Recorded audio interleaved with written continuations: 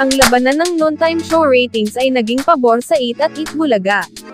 Naganap ang pagbabagong ito, dahil sa malungkot na ratings na naranasan ng kapamilya noontime show na It's Showtime, na nahaharap sa 12 araw na suspension na iniutos ng Movie and Television Review and Classification Board.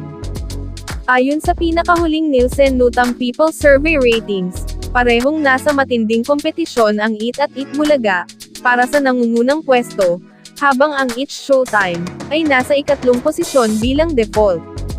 Noong Lunes, October 2, napanatili ng Eat ang pangunguna nito sa noontime race na may rating na 4.2%, na sinundan ng malapit na Eat Bulaga, na may rating na 3.3%. Ang It's Showtime naman ay bumagsak ng malaki sa rating na 2.5%. Noong Martes, October 3, ang Eat ay patuloy na nanindigan sa 4.2% rating, habang ang Eat Bulaga ay tumaas ng bahagya sa 3.6%. Nagrehistro ang It's Showtime ng rating na 2.7% sa araw na ito. Sa pag-usad sa Miyerkules, October 4, nakaranas ng bahagyang bump ang Eat, na umabot sa rating na 4.3%.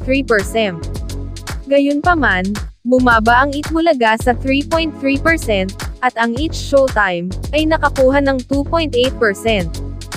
Sa napipintong suspension ng It's Showtime, kasunod ng desisyon ng ABS-CBN, na hindi umapela sa Office of the President, asahan natin ang Eat at Eat Bulaga, na makakakuha ng mas malaking bahagi sa noontime ratings race.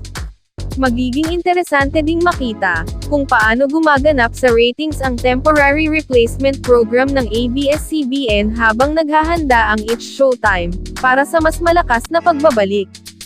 Samantala, sa kanilang tweet, ipinangalandakan ng show ang kanilang karangalan bilang Best Variety Show mula sa 20th Gawad Tanglaw para sa sining at kultura.